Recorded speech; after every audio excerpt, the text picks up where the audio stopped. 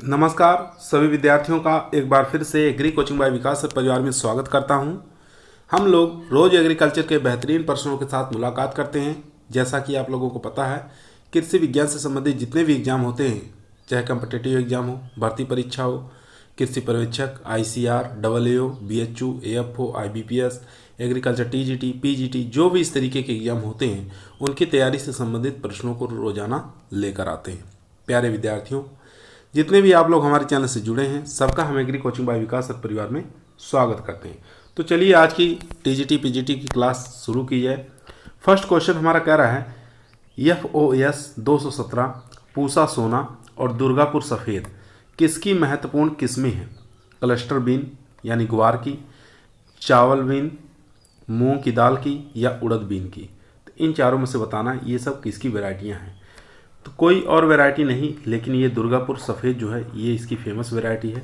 तो किसकी हो जाएगी? क्लस्टर बीन की हो जाएगी, ग्वार की हो जाएगी। ए ऑप्शन यहाँ पर राइट आंसर हो जाएगा। ठीक है, इसके साथ आपको एक और याद रखना है, पूसा सदाबहार, जो कि बहुत बार एग्जामों में पूछा जाता है। पूसा सदाबहार ये भी क्लस्टर बीन की ही वैरायटी है। ये ऑप्शन यहाँ पर राइट। चलते हैं क्वेश्चन नंबर 2 पर। क्वेश्चन नंबर 2 आपकी स्क्रीन पर काफ़ी फेमस क्वेश्चन है। क्रांति किसकी किस्म है? मूंगफली की, सरसों की, तोरिया की, या तारामीरा की। तो यहाँ पर क्रांति पूछा है, चाहे क्रांति याद रखेंगे, चाहे बायो 902 ये भी किस्म है, और वसुंधरा, ठीक है, वसुंधरा, और याद रखना अरावली, और NRCHB 506 एक याद रखेंगे, NRCHB 101। ये सब किसकी वैरायटियाँ हैं? तो आप लोग समझ गए होंगे, ये सब जो वैरायटियाँ हैं तो हो जाएंगी सरसों की। ठीक है, यानी यहाँ पर बी ऑप्शन हमारा राइट आंसर हो जाएगा। सरसों की बात करें तो उत्पादकता में, भारत में उत्पादकता में, सरसों के उत्पादकता में प्रथम स्थान किसका है? हरियाणा का। ठीक है, उत्पादकता का याद रखेंगे। अगर उत्पादन में देखा जाए तो उत्पादन के अंदर फर्स्ट रैंक जो है, फर्स्ट स्थान किसका है? राजस्थान का है। ठीक है, याद रखेंगे। और सरसों अनुसंधान केंद्र की बात करें, जिसको DRMR के नाम से बोला जाता है। ठीक है, ये कहाँ पर है? राजस्थान के सेवर भरतपुर में। ठीक है, ये भी आपको याद रखना है। चलते हैं क्वेश्चन नंबर 3 पर। क्वेश्चन नंबर देखेंगे 3 नंबर क्वेश्चन कर रहा है, प्रमुख बायो एजेंट जिसका नाम है क्रोसिडोसेमा लेंटाना किसके विरुद्ध प्रभावी है? ठीक है, यह एक प्रकार का क्या है? जैविक है। ठीक है, तो ये बताना है किसके विरुद्ध कंट्रोल का काम करता है। चौड्रिला जेंसिया, या सिरसियम आवेंस, लेंटाना कैमरा, या इचिनोक्लोआ स्पीसीज। तो इचिनोक्लोआ स्पीसीज जो है ये धान का है। ठीक है, धान का जो रहता है उसका है। तो यहाँ पर करेक्ट आंसर हो जाएगा क्रोसिडोसेमा लेंटाना। ये किसके विरुद्ध प्रभावी है? किसको कंट्रोल करता है? जैविक कंट्रोल किसके रूप में करता है? तो लेंटाना कैमरा। सी ऑप्शन यहाँ पर राइट आंसर हो जाएगा। ठीक है, यह है एक प्रकार का क्या है? बहुवर्षीय खरपतवार होता है, इसको ये कंट्रोल करता है। तो सी ऑप्शन यहाँ पर राइट आंसर। चलते हैं क्वेश्चन नंबर 4 पर।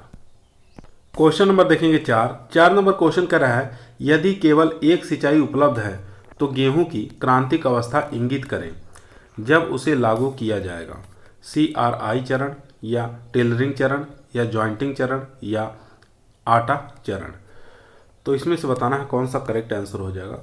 तो बात करेंगे क्रांतिक सिंचाई, कितनी क्रांतिक सिंचाइयाँ होती हैं? तो याद रखेंगे 6 सिंचाइयाँ होती हैं। ठीक है, टोटल 6 सिंचाइयाँ होती हैं, 6 अवस्था होती है सिंचाई की गेहूं के अंदर। तो इसमें पूछ रहा है अगर एक ही सिंचाई की उपलब्ध हो तो CRI। ठीक है, ए ऑप्शन यहाँ पर राइट आंसर हो जाएगा।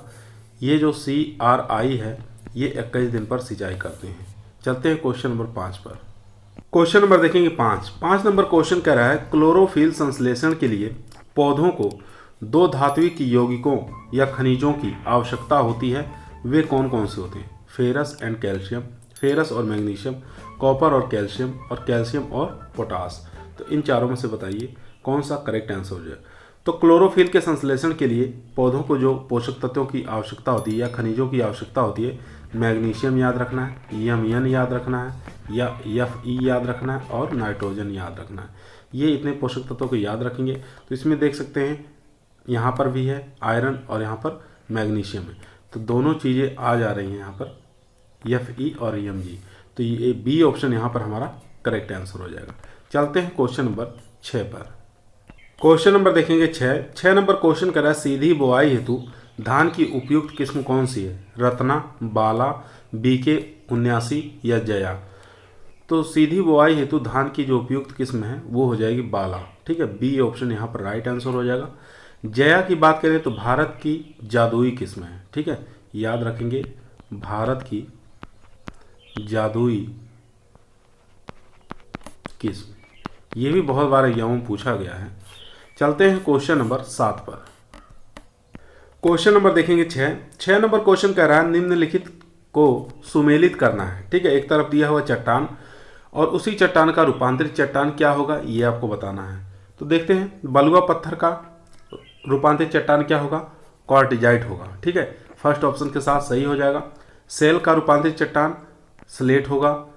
चूना पत्थर का रूपांतरित चट्टान संगमरमर होगा। ग्रेनाइट का होगा गनीस, ठीक है। इन चारों को एक दूसरे से मिलाप है, यानी फर्स्ट वाला फर्स्ट के साथ 1 2 3 4, ठीक है, इस प्रकार से ये मिलाप हो जाएगा।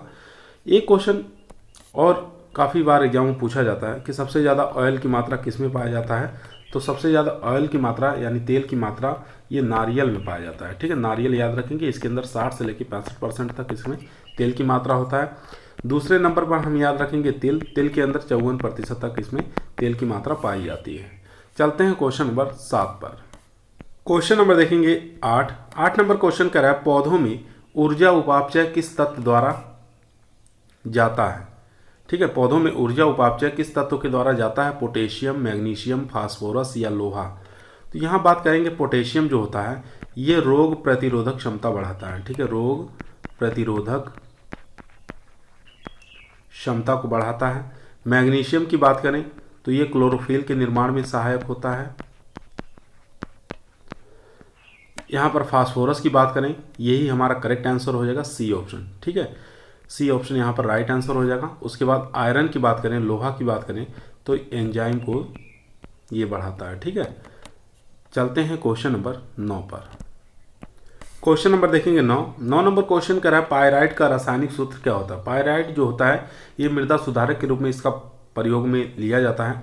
तो इसका सूत्र बताना है क्या है, FeS CuS MnS या FeS2। तो इसका करेक्ट आंसर हो जाएगा यहाँ पर डी ऑप्शन FeS2, ठीक है, ये हो जाएगा पायराइट्स का सूत्र। चलते हैं क्वेश्चन नंबर 10 पर। दोस्तों यदि आप लोगों को एग्रीकल्चर के किसी भी एग्जाम में सिलेक्शन लेना है तो ईमानदारी के साथ चैनल को जरूर सब्सक्राइब करें। यह आप लोगों का परिवार है जो सरकारी नौकरी की तरफ ले जाएगा। क्वेश्चन नंबर 10 आपके स्क्रीन पर है, काफ़ी आसान क्वेश्चन है। अंगूर लता एक किस्म है, किसकी है, टमाटर की, आलू की, टोमेटो की या अंगूर की। तो ये भी काफ़ी बार एग्जाम में पूछा जाता है। तो अंगूर लता वैरायटी है किसकी, टमाटर की है, ए ऑप्शन यहाँ पर राइट आंसर हो जाएगा। यही जो अंगूर लता वैरायटी है इसी के अंदर स्टेकिंग का काम किया जाता है, ठीक है, स्टेकिंग का काम किया जाता है, इसको सहारा दिया जाता है। और ये जो अंगूर लता वैरायटी है अधिकतर इसको कहाँ लगाया जाता है, ग्रीन हाउस के अंदर लगाया जाता है। चलते हैं क्वेश्चन नंबर 11 पर। क्वेश्चन नंबर देखेंगे 11 नंबर क्वेश्चन कह रहा है ग्लेडियोलस की इष्टतम रोपण दूरी कितनी होनी चाहिए, 15 × 15 सेंटीमीटर, 30 × 15 सेंटीमीटर, 45 × 30 सेंटीमीटर, 60 × 80 सेंटीमीटर। तो इसका करेक्ट आंसर हो जाएगा यहाँ पर बी ऑप्शन, ठीक है, 30 × 15 सेंटीमीटर, यहाँ पर बी ऑप्शन राइट आंसर हो जाएगा। और एक ग्लेडियोलस से संबंधित बहुत ही आसान इजी क्वेश्चन पूछा जाता है जो कि हर बार एग्जामों में पूछा जाता है कि ग्लेडियोलस की रोपण किसके द्वारा रोपण करते हैं। तो ग्लेडियोलस जो है रोपण करने की विधि है क्रोम द्वारा, ठीक है, याद रखेंगे क्रोम के माध्यम से इसको रोपण किया जाता है, प्रवर्धन किया जाता है। चलते हैं क्वेश्चन नंबर 12। क्वेश्चन नंबर देखेंगे 12 नंबर क्वेश्चन करा क्वीन एलिजाबेथ किसकी किस्म है, गुलाब की, गुलदाउदी की, डहेलिया की या गेंदा की। तो यहाँ पर करेक्ट आंसर हो जाएगा गुलाब की, ठीक है। ए ऑप्शन यहाँ पर राइट आंसर हो जाएगा। रोज की वैरायटी है, ठीक है। क्वीन एलिजाबेथ काफ़ी फेमस वैरायटी है। चलते हैं क्वेश्चन नंबर 13 पर। क्वेश्चन नंबर देखेंगे 13 नंबर क्वेश्चन कह रहा है ब्रोकोली है, कोल क्रॉप है, रूट फसल है, या फसलों की फसल है, या फलों की फसल है, या फलीदार फसल है। तो इसमें देखेंगे ब्रोकोली जो होता है एक प्रकार के कोल क्रॉप्स होता है। ए ऑप्शन यहाँ पर राइट आंसर हो जाएगा। चाहे आप नोल खोल पूछ ले, ठीक है, यानी कि गांठ गोभी पूछ ले, केली पूछ ले, स्प्राउट पूछ ले, ये सब किस में आती हैं? ये कोल क्रॉप्स के अंदर आती हैं, ठीक है। एक चीज़ यहाँ देखिए, रूट क्रॉप में कौन कौन से आ जाएंगे? गाजर आ जाएगा, मूली आ जाएगा, ठीक है। ये सब रूट क्रॉप में आ जाएंगी, जड़ वाली। और इसके अंदर फलों वाली फसल कौन सी हो जाएंगी? जैसे कुकुर बिटेसी जितनी भी सब्जियां होती हैं वो सब फलों के अंतर्गत आ जाएंगी। भिंडी है, टमाटर है, मिर्च है, बैगन है, ये सब फलों के अंतर्गत आ जाएंगे। फलीदार फसल कौन सी हो जाएंगी? तो फलीदार फसल जानते हैं कौन कौन सी आ जाएंगी, जैसे मटर वगैरह है, ये सब फलीदार आ जाएंगी। चलते हैं क्वेश्चन नंबर 14 पर। क्वेश्चन नंबर देखेंगे 14 नंबर क्वेश्चन कह रहा है आम और केला है, गैर जलवायु फल है, क्लाइमेट्रिक फल है, या पकने की प्राकृतिक किस्मों पर निर्भर करती है, या उपयुक्त में से कोई नहीं। तो यहाँ पर ध्यान देंगे, आम और केला दोनों ही क्लाइमेट्रिक फ्रूट्स होते हैं। बी ऑप्शन यहाँ पर राइट आंसर हो जाएगा। एक चीज़ और बताएंगे, मोटो किंग किस में पाया जाता है, ठीक है। मोटो किंग किससे संबंधित है ये आपको बताना है। मोटो किंग संबंधित है किससे? याद रखेंगे, केला से। चलते हैं क्वेश्चन नंबर 15। क्वेश्चन नंबर देखेंगे 15 नंबर क्वेश्चन कह रहा है सबसे सुंदर बकरी की नस्ल कौन सी है? बर्बरी, जमुनापारी, बीटल, या सूरती। तो यहाँ पर सबसे सुंदर बकरी की नस्ल पूछा है, तो बी ऑप्शन यहाँ पर राइट आंसर हो जाएगा, जमुनापारी, ठीक है। और बर्बरी की बात करें तो इसको सिटी गोट कहा जाता है, ठीक है, सिटी गोट के नाम से इसको जाना जाता है। सूरती देखेंगे, सूरती भैंस की नस्ल है। चलते हैं क्वेश्चन नंबर 16 पर। क्वेश्चन नंबर देखेंगे 16 नंबर क्वेश्चन कह रहा है सूची 1 को सूची 2 के साथ सुमेलित करना है। सूची 1 के अंदर सब्जियों के नाम दिए हुए हैं, सूची 2 के अंदर पौधशाला क्षेत्रफल दिया हुआ है, ठीक है। कोई भी सब्जी लगाते हैं, सब्जी जैसे कुछ नर्सरी वाली सब्जियां होती हैं, जैसे प्याज है, टमाटर है, बैगन है, मिर्च है, गोभी है, ये सब पहले इसकी नर्सरी लगाई जाती है। तो उस नर्सरी के लिए कितना क्षेत्रफल की आवश्यकता होती है 1 हेक्टेयर में लगाने के लिए, ये आपको बताना है। तो टमाटर की अगर नर्सरी लगाएंगे तो कितनी वर्ग मीटर आवश्यकता होगी भूमि की? तो इसका करेक्ट आंसर हो जाएगा फर्स्ट ऑप्शन के साथ 100 से लेकर 125 वर्ग मीटर आवश्यकता होगी। बैगन की बात करें तो बैगन के लिए 125 से लेकर 150 वर्ग मीटर आवश्यकता होगी। मिर्च की बात करें तो मिर्च के लिए 150 से लेकर 200 वर्ग मीटर की आवश्यकता होगी। उसके बाद फूल गोभी की बात करें तो 200 से लेकर 250 वर्ग मीटर 1 हेक्टेयर नर्सरी लगाने के लिए आवश्यकता होगी, ठीक है।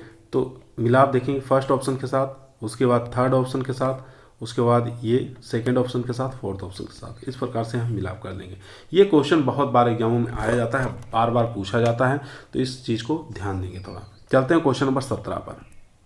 क्वेश्चन नंबर देखेंगे 17 नंबर क्वेश्चन कह रहा है बुआई से पूर्व बीजों को कवकनाशी रसायनों की कितनी मात्रा से उपचारित करना चाहिए? 5 ग्राम प्रति किलो बीज, 1 ग्राम प्रति किलो बीज, 2 से 3 ग्राम प्रति किलो बीज, या 10 ग्राम प्रति किलो बीज। तो इसका करेक्ट आंसर हो जाएगा सी ऑप्शन, ठीक है। 2 से 3 ग्राम प्रति किलो बीज की दर से कवकनाशी या फंगिसाइड का प्रयोग किया जाता है।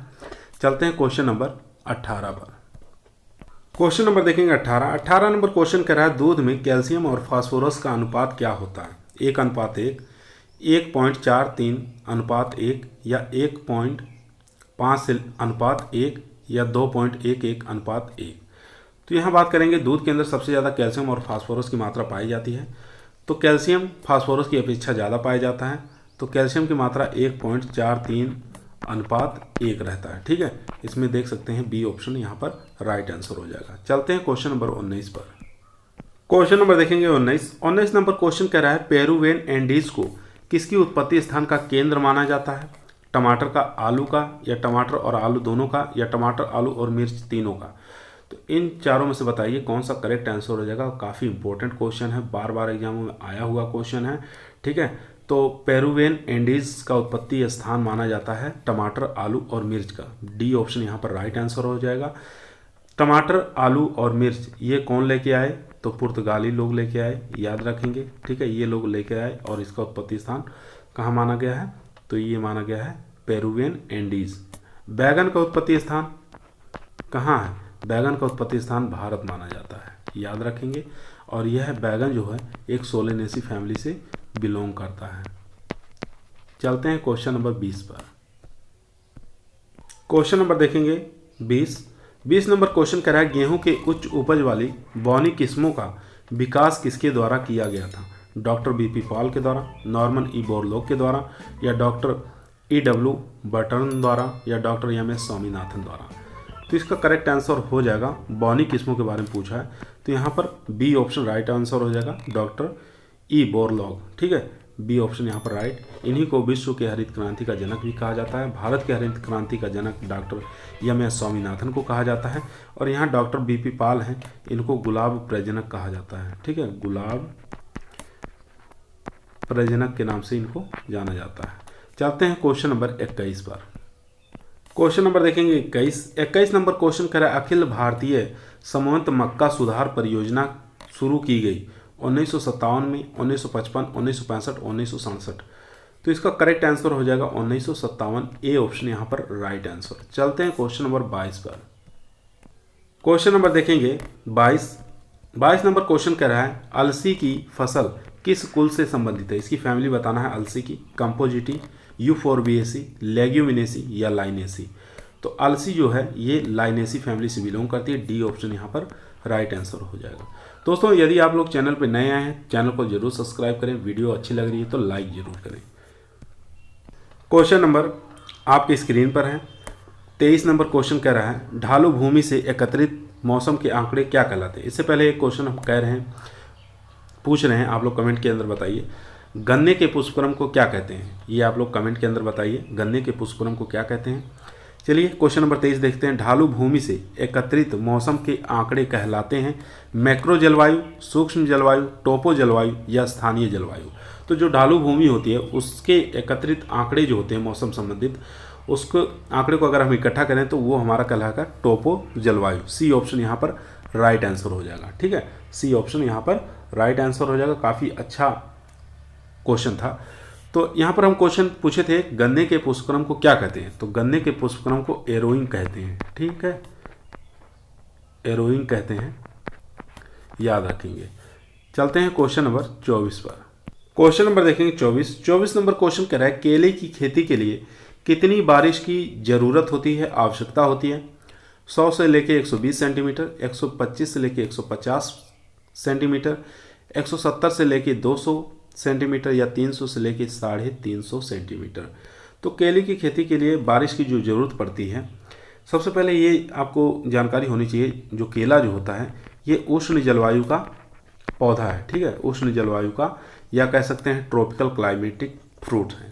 ठीक है, तो इसकी आवश्यकता पड़ती है बारिश की 170 से लेके 200 सेंटीमीटर।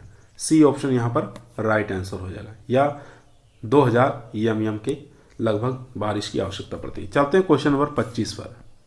क्वेश्चन नंबर देखेंगे 24 नंबर क्वेश्चन कह रहा है उर्वरक और कीटनाशक के कारण हो सकता है वायु प्रदूषण, जल प्रदूषण या ए और बी दोनों, या उपयुक्त में से कोई नहीं। तो उर्वरक का अगर अधिक हम प्रयोग कर रहे हैं, कीटनाशक का अधिक प्रयोग कर रहे हैं, तो दोनों प्रकार के प्रदूषण इसमें होंगे, ए और बी। सी ऑप्शन यहाँ पर राइट आंसर। चलते हैं क्वेश्चन नंबर 25 पर। क्वेश्चन नंबर देखेंगे 25 नंबर क्वेश्चन कह रहा है भारत में मृदा अपरदन का प्रमुख कारण क्या है? भूमि की जुताई, वनों की कटाई, अतिचारण और वनों की कटाई या अधिक चराई। तो यहाँ पर बता दें मृदा जो अपरदन होती है ये दो प्रकार की होती है। कौन कौन सी? एक होती है प्राकृतिक, एक होता है कृत्रिम। ठीक है, ये दो प्रकार की होती है, कृत्रिम और प्राकृतिक। और प्राकृतिक जो होता है ये वायु द्वारा अधिकतर होता है। ठीक है, और कृत्रिम जो होता है ये जल द्वारा होता है। भारत में जो अपरदन होती है वो सबसे ज़्यादा जल द्वारा होता है। ठीक है, भारत में अगर अपरदन होता है सबसे ज़्यादा जल के द्वारा होता है। वायु अपरदन सबसे ज़्यादा कहाँ होता है? तो ये राजस्थान के अंदर देखने को मिलता है। ठीक है, ये प्राकृतिक है, वायु द्वारा अपरदन एक स्थान से दूसरे स्थान पर उड़ कर जाना। ठीक है, चलते हैं क्वेश्चन। यहाँ पर क्वेश्चन हमारा जो करेक्ट आंसर हो जाएगा वो हो जाएगा सी ऑप्शन। ठीक है, सी ऑप्शन एकदम राइट हो जाएगा, अतिचारण और वनों की कटाई। क्वेश्चन नंबर देखेंगे 26 नंबर क्वेश्चन कह रहा है मृदा वायु में CO2 की मात्रा होती है। मृदा वायु में CO2 की मात्रा बताना है 0.03%, 0.30% या 21% या कोई नहीं। तो यहाँ बात करेंगे CO2 की मात्रा वायु के अंदर, मृदा वायु के अंदर पूछ रहा है, तो इसका करेक्ट आंसर हो जाएगा यहाँ पर बी ऑप्शन 0.30%। बी ऑप्शन यहाँ पर राइट आंसर हो जाएगा। अगर यही आपको ppm में देखना है तो 0.03 को 10,000 से हम क्या कर देंगे, गुणा कर देंगे, तो ये आ जाएगा हमारा 3000 ppm। ठीक है, चलते हैं क्वेश्चन नंबर 27 पर। क्वेश्चन नंबर देखेंगे 27 नंबर क्वेश्चन कह रहा है जैव उर्वरक मानकों के अनुसार राइजोबियम जैव उर्वरकों में बैक्टीरिया के CFU में संख्या प्रति ग्राम वाहक सामग्री में कितनी होनी चाहिए।